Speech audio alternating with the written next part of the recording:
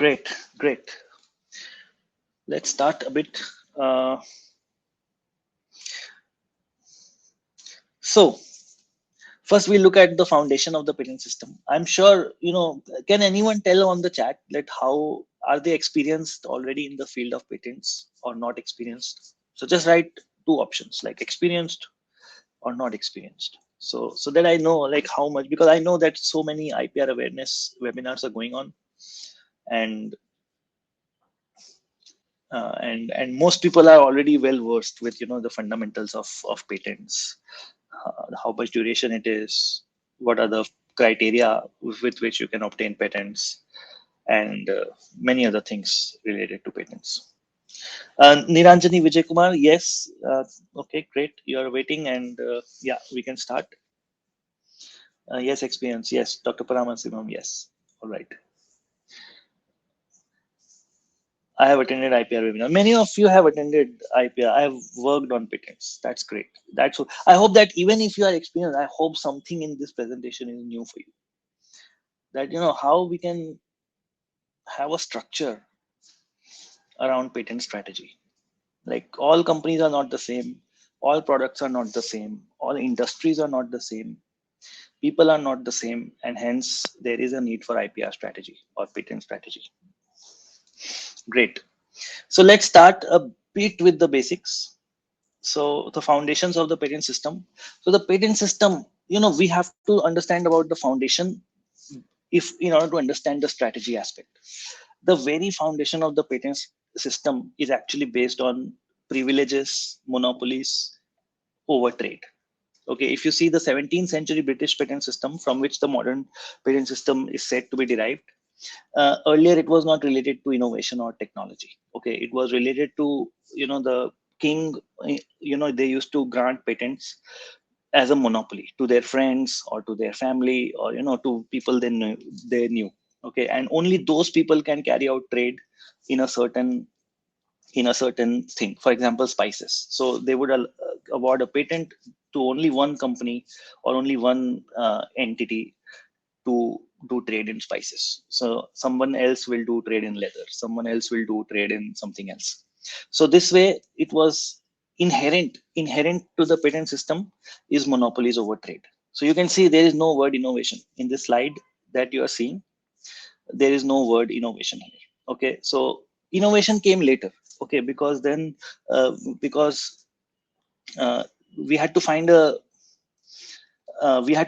way to avoid to grant these patents in a fair way. Okay, so a lot of people want patents, but if you want to be fair, then innovation was something that was considered to be something that, okay, this is a fair way in which we can you innovate something, you produce something good, you make it known, and hence you will be able to get a temporary monopoly. So nowadays patent monopoly is not permanent. Obviously it's a temporary monopoly. That means for 20 years from the date of filing you have the monopoly, and after that it's in public domain. So by definition, it is about trade and monopoly. The reason I'm emphasizing is because patents are a means to conduct a profitable business. Okay, this is the central theme of IPR commercialization, right? Of course, when we are in an academic institute, or when we are doing our job as a researcher, we just think about patent as something we need to file, something that we need to get credit for, and something we can become famous with as an inventor. But in reality, if you see the biggest companies in the world, they have such huge patent portfolios. Volkswagen has 50,000 patent families in their whole portfolio, which is insane. They even have maybe 3 lakh patents in total, because it is a means to conduct a profitable business owing to that temporary monopoly that we just discussed. And that is why it is central to patent strategy, and it's central to IPR commercialization. Patents are a sign that show that the patentee means business. Okay, the reason why it is a sign is because patents are costly, right? If you want to get a patent, you not only have to do the hard work of inventing something new, fulfilling the patentability criteria, but you also have to spend a lot of money with attorneys, getting drafting, patent office fees. If you want to go international, there are further fees for going international. So why would someone spend all this money? The only logical reason why someone would spend all this money is because they mean to do business. They are serious about doing business. So if you see a global patent family of a Samsung, say Samsung invents something new in a smartphone screen, okay, and Samsung is patenting everywhere across the globe. It goes without saying that that technology is really important for them. That is the way they want to really do business with that technology, and only that is the reason why they are spending so much money in filing in international patents. All right, so moving on. This is the patent filing trend. I show this in my slides just to re-emphasize to people that patents are actually very closely related to the economic growth of a country. So if you see, the Japan line is green. The green line is Japan. And since the year 2000, actually, their economy has been under recession. So that can also be seen in the decline in the patenting activity. US, which is the purple line, it has been growing steadily for the last 40 years. Okay, they are showing consistent innovation. So their society, their economy is built on sustained innovation for over 40 years. And that is why, folks, you and I, we are here. The reason why you are and I, we are here is because the Indian government, the Ministry of Education, they are, encouraging institutes to file more patents, to get more aware, because innovation drives society forward. Things that you innovate now will, lead to products in the future. And that is a way to improve the GDP of the country and to improve the livelihoods and the quality of life of a country. So you can see China. Okay, this is quite a growth. If you see, in 2012, they became the largest patent office. They even surpassed the United States in terms of the patent filings. So that's like a lot, right? They're filing 1.5 million patents every year in today's time. So that also reflects on the growth that China has seen, especially in the last, say, 20 years. Okay, even a bit before that, but especially the growth has been phenomenal in the last 20 years, so since 2001, 2005. So yeah, that's the reason why we are here. And because, and also this also indicates the previous thing that I said, that patents is a means of doing business. So this also shows you why there is so much demand for patents, why so much 1.5 million patents are being filed by China. Why? Because it's a means of doing business, and it's a means of profitably doing a business, to do business with profit. Not just do business, you do business with profit, because the monopoly ensures premium pricing for your products. This is the situation in India. The last financial report, these are old slides. I think 56,000 was the last annual report by the patent office. That is per year filing in India. And but according to the unofficial updates, there is 62,000. I think in 2022, 62,000 patents were filed in India, which is a good 10-11% growth rate that India is seeing, which is quite good. 10-11% growth rate is decent, with which India is growing. But what is more worrying is that, of course, this is a very low number, 50,000. If you think 50,000 patents for the whole country, which is, we are a big country, and there are more than 50,000 institutes, academic institutes in India. Even if they file just one patent every year, we should reach this number. And then on top of that, there's a huge small medium size industry. There's also like multi-industry conglomerates, really big companies, government research organizations. If you combine all of them, and then you think that the total number of patent filings is 50,000, that does appear to be very, very low. And out of this 50,000, what is even more worrying is that you can see these are the top filers of India. I will just full screen it. So these are all foreign companies. If you see Qualcomm, Samsung, Huawei, Ericsson, Philips, Robert Bosch, General Electric, all these are foreign companies who are filing in India. So even if you think from this 50,000, 2/3, that means 33,000 patents are being filed by foreign entities in India. And ourselves, like domestic entities in India, we are filing only 17,000 patents per year.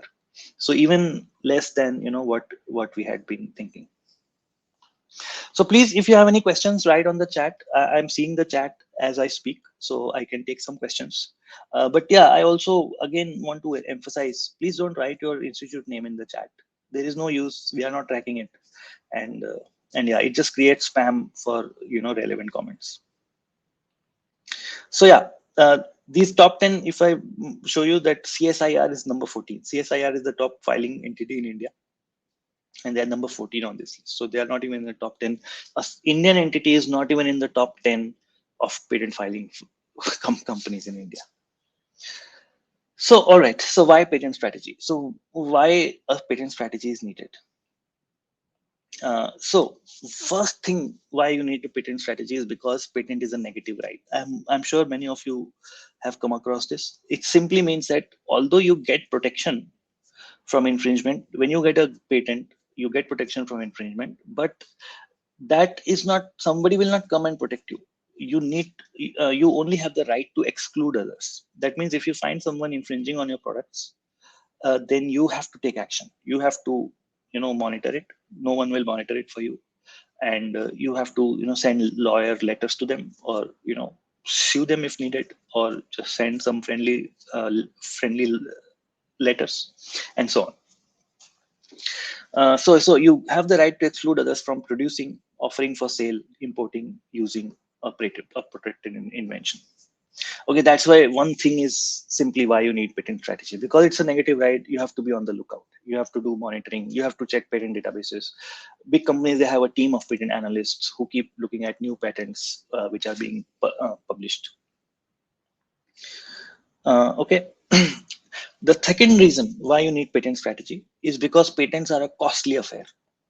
There is like easily, if you are an academic institute, you would spend maybe 80,000 to 1,50,000 in filing the one patent. That is like complete professional fees, patent office fees, and all the overheads. So that much expense you have to go through for filing just one patent. And for companies, big companies, even they hire the best law firms, their filing rates can even go above 2-3 lakhs.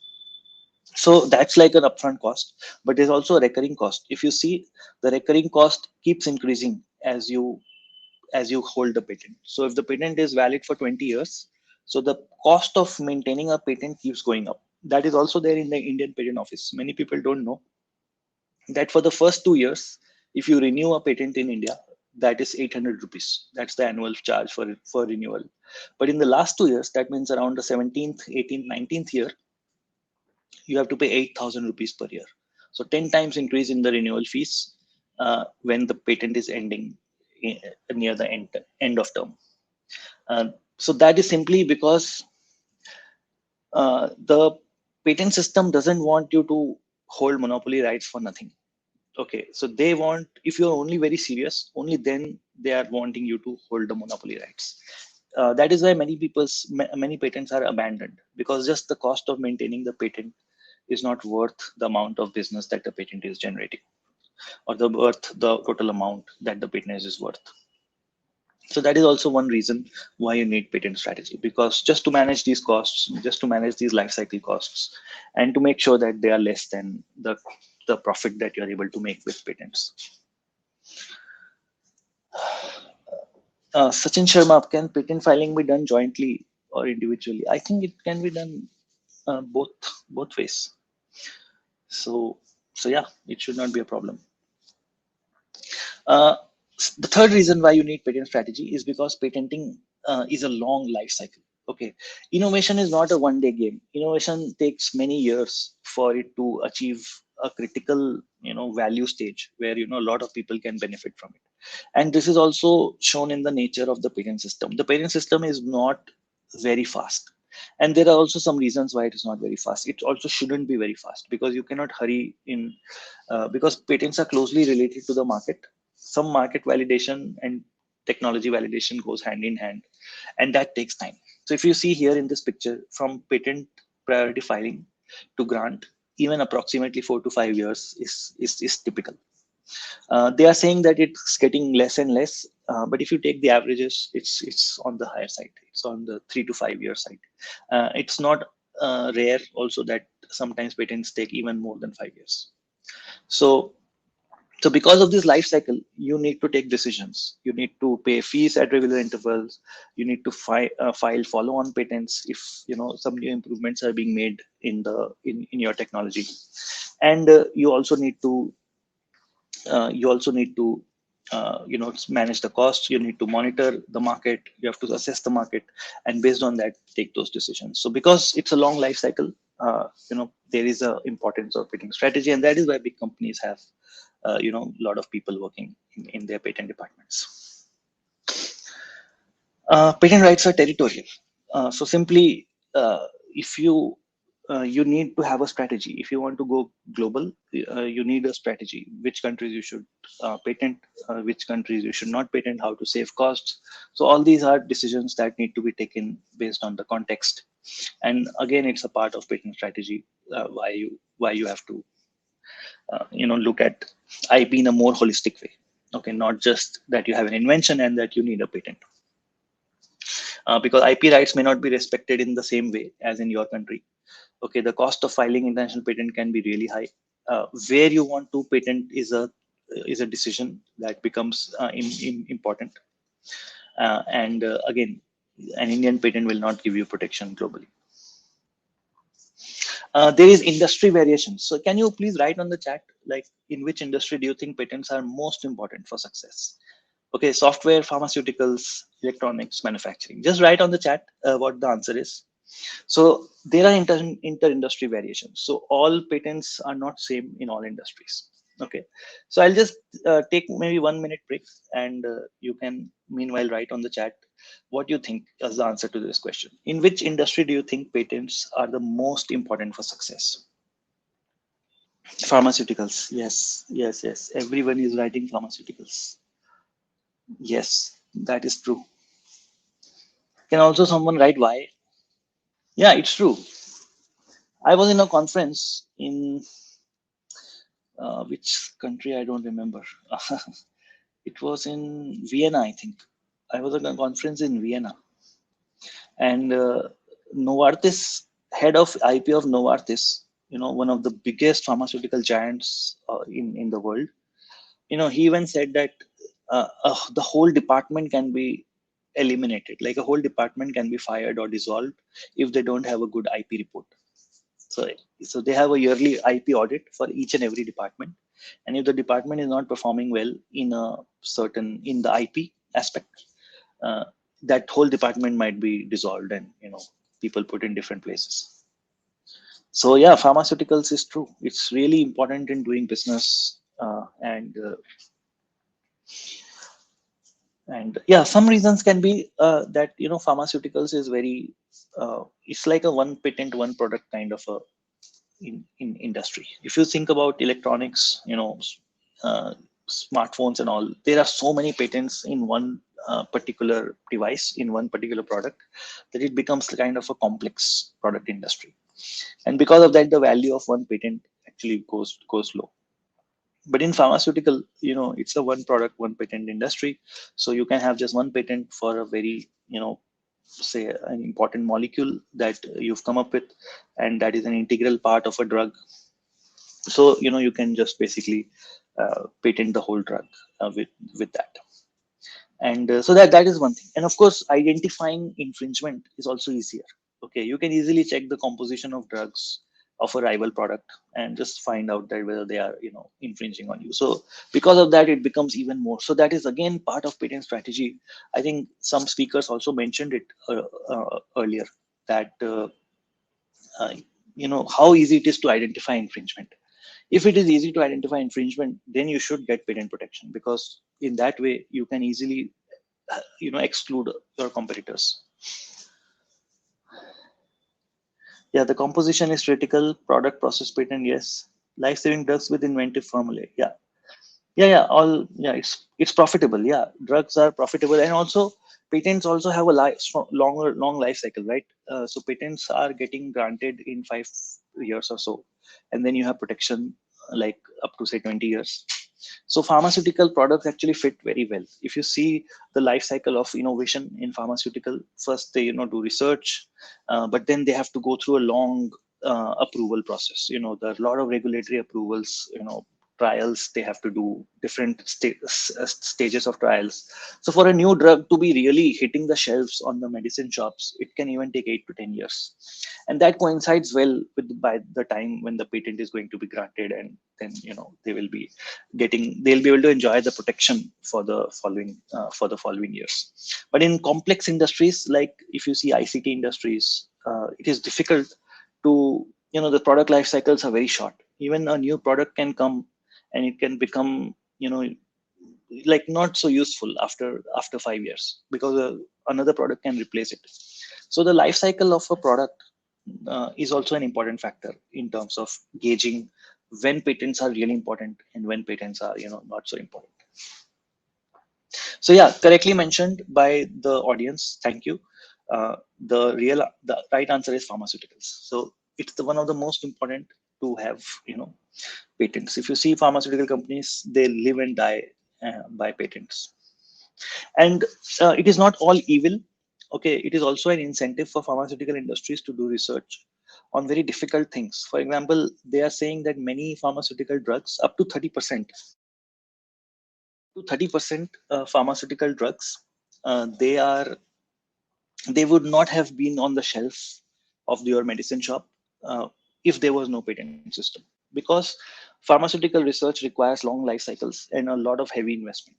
So why would someone make all that investment, take all that risk, if um, if there is no return in the future? Okay, so that is also why patent system helps or encourages many pharmaceutical companies to have long range kind of planning, and develop drugs that will be helpful in say next 10-20 years, and make those investments. So they are incentivized to make those investments, uh, in because they think they can get future profits from it.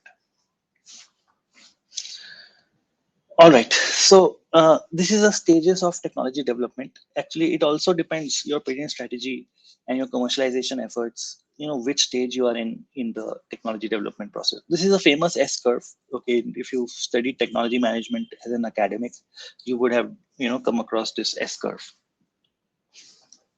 Okay, and this, if you see patenting trends, they also follow this kind of an S curve. For a new technology, you would see a very large growth. They will be in the emergence and the growth stage.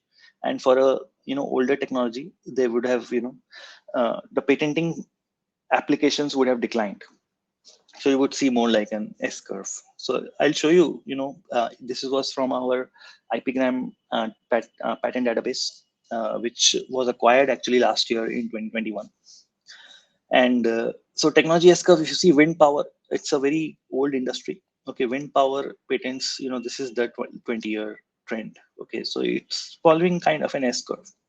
And if you see graphene batteries, which is a very upcoming technology, it follows, it's a rapid rise in patenting, and perhaps it will be even more, going forward. So this is really in the emergence and the growth stage. So also this is a part of, say a patent analyst, or in deciding on your patent strategy, which phase you might be in, and take decisions accordingly. Okay, factors that affect patent strategy. So we've seen all the variations why patents are not single thought process. There's so many different things to cater. So let's look at some factors in the patent strategy. So this is one very good picture view of technologies, how you can have access to technologies. And I'll just show you. I'll put it on like full screen so that people can see properly. Yeah.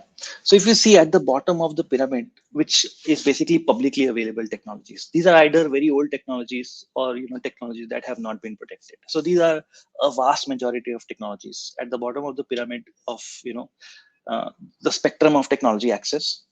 It's like the publicly available technologies. Okay. So this is not of concern to us in this particular, say, IPR commercialization conference. But then comes three different ways in which you can have access to technology. One is cross licensing, which is actually the most broadest of people in the market are able to use these technologies, and a lot of players in the market, they are cross licensing technologies to each other. A very typical example of cross licensing is a telecom industry. Okay, so a lot of equipment providers are there. There's Ericsson, there's Nokia, even Apple is there now. There's Huawei, Panasonic, Sony, like all these kinds of they are making 5G, 3G equipment. Qualcomm is a big player. So they are, because their products are such that they are classified as complex products. So even one product can have multiple patents from multiple different vendors. So in order for them to not to, keep suing each other, constantly being involved in litigation, they come up with cross licensing agreements. So it's a very, good way of making sure that you have so that the vast majority of public can have access to a technology. And then, and this is also typical in industries where there are few very big players, so that, they are not fighting all the time, but they are in returns cross licensing. So they one company's patents can be used by another company in return for, say, the other company's patents being used by the first company. So this way, that is one very common way of accessing technology. So if you are in this kind of an industry, likely you will have to have cross licensing agreements where, there are multiple big players and you don't want to, always keep fighting. The most typical way is actually licensing. Many manufacturing firms are, using this kind of a strategy, and even individual uh, inventors, they go through this licensing route, that they are able to sell their technology to someone who has the ability to produce, or who has the distribution.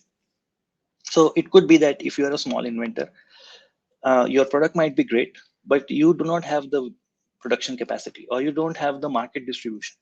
So in this case, it is likely that you will have to go through the licensing route. And finally, the exclusive access to technologies, uh, which is like, you can say, a company like Apple. When you own the vertical supply chain of the technology and the access, you are basically come in this stage where you are able to own the access to the technology, and because you are so powerful with the market and the distribution, you are even able to produce yourself, and you are even able to distribute it to a vast majority of the market, so that you don't need to. So yeah, this is the spectrum of technology access, and these are the areas where you have to. Uh, these are the areas which you have to think about. These are the questions. So I'm not giving you any answers, but I'm giving you questions that you have to think about in order to decide what strategy you should follow. Okay, is the technology easy to copy or not?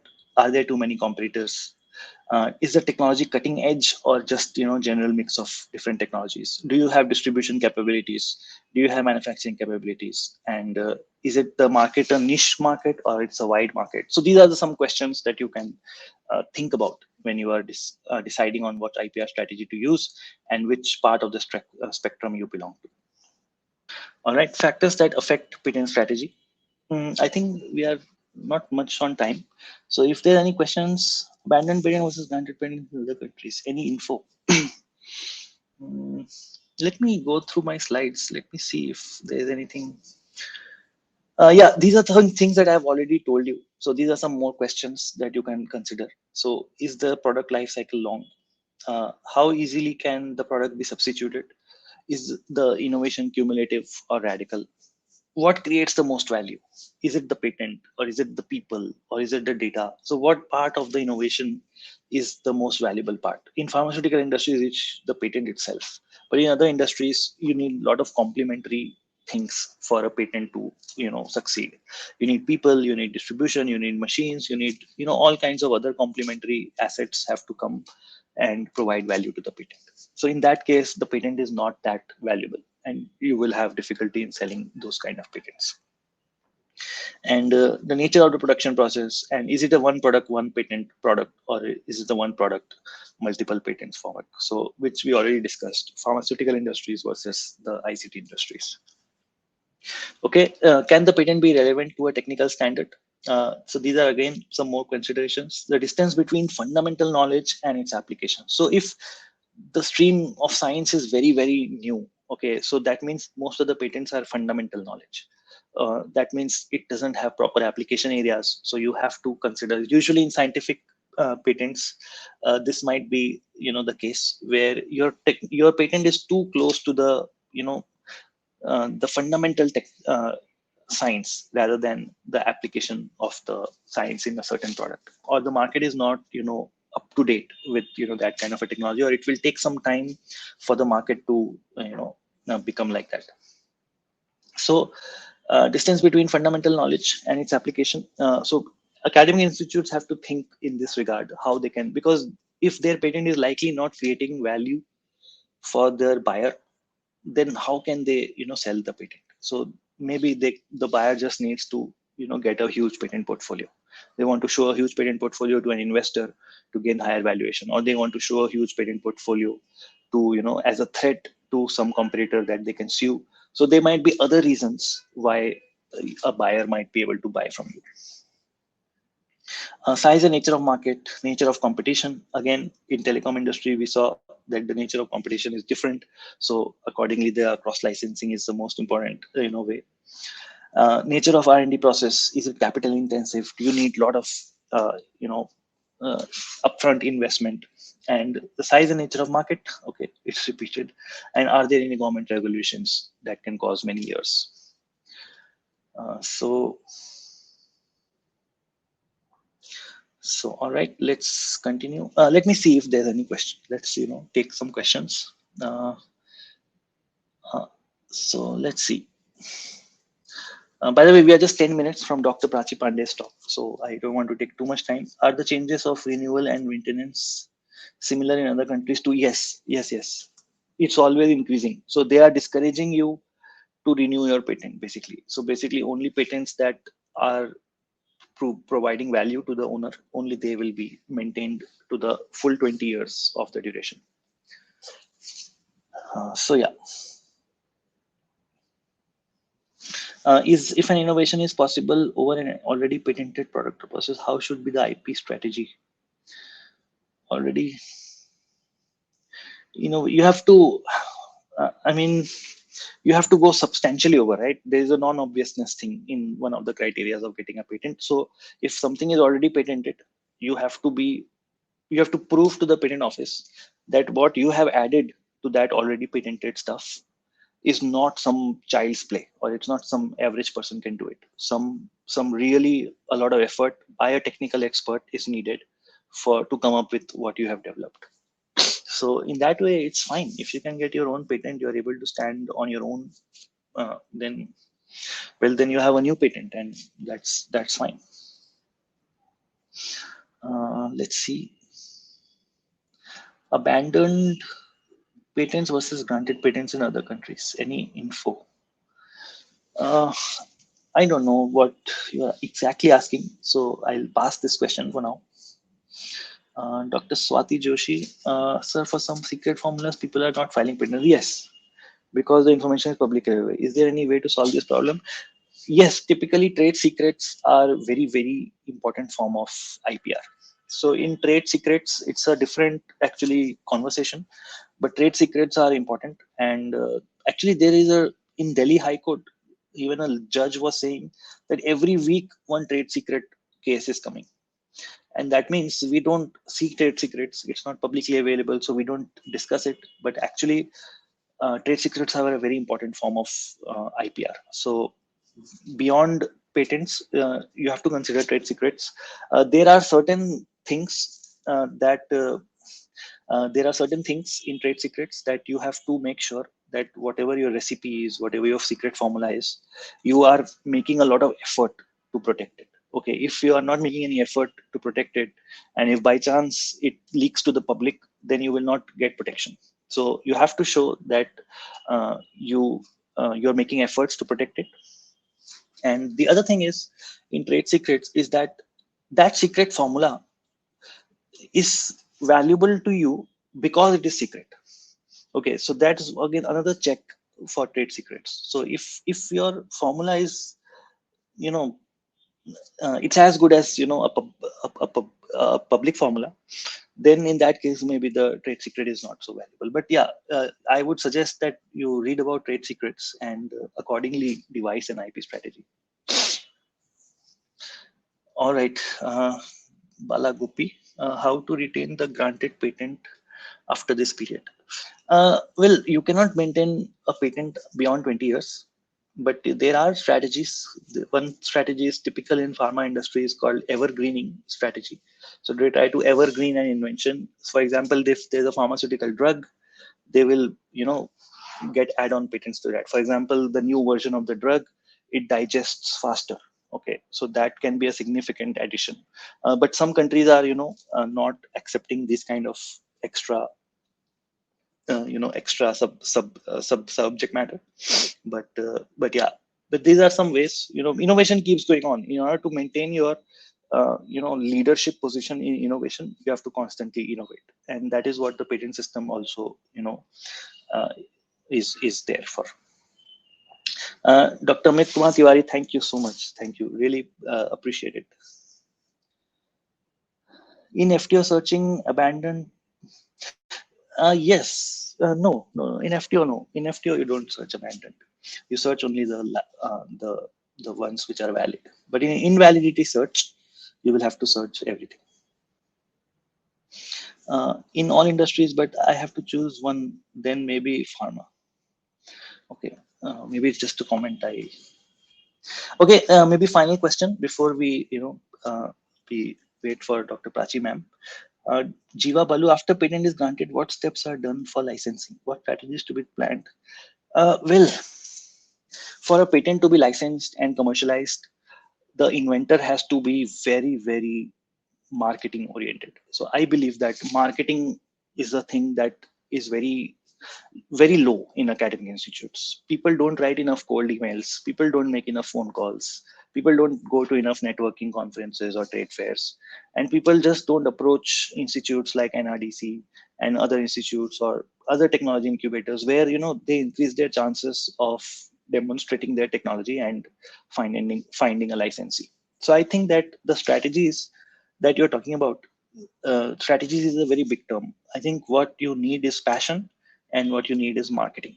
So these two together, they can help in commercializing in inventions.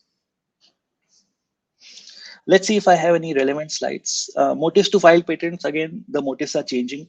All patents are not filed to get exclusive access and exclude competitors. These are many different reasons why patents are being filed. And you can actually, I have a course. It's a very low cost course. It's on the Turnip website, 2-week patent course. It's just 297 rupees. And I'm discussing all these aspects, patent strategy, patent analytics, patent searching, very, very fundamental, important things on patents, just to understand patents more before you think about filing. You understand a bit more. So that's like a 2-week course. It's very low cost, so you can think about it. Levels of patent strategy. Maybe this is the last slide that I cover. So different entities will have different levels of patent strategy. For example, if you are a small company or an institute, you are just looking to protect your inventions. That's it. It's one-off inventions. You want to take services from external, say, law firms and protect your invention. But say when you're filing 10, 20, 30 patents every year, then you are at a cost level. Then you have to have, say, maybe an in-house patent agent who is going to organize the filings. Then you probably need a structure where you will have invention disclosures. So all these kinds come when you want to save costs. You have like 10, 20, 30 applications every year. Then there are companies which are actually very big companies, which are actually making profit from their patent portfolios. You can say IBM is one company like that. They actually do active litigation. LinkedIn was forced to buy 400 patents from IBM because IBM threatened to sue them. LinkedIn, Twitter, Snapchat, all of these their portfolios, they're full of IBM patents which have been transferred to them. So this is how they are making. And even companies are acquired and sold based on other companies making active litigation rights. And then finally, there are companies like Qualcomm, where the whole business model is innovation and IP. So when innovation and IP, it becomes a repeatable business model growth. So they are so focused on IP, on selling, licensing, and finding new ways of growing their IP portfolios and generating profits from it, that actually IP is their business model. So they don't have a they don't have specific products per se, but you could say that Qualcomm is like that kind of a company. So these are the different levels of IP strategy or patent strategy in companies.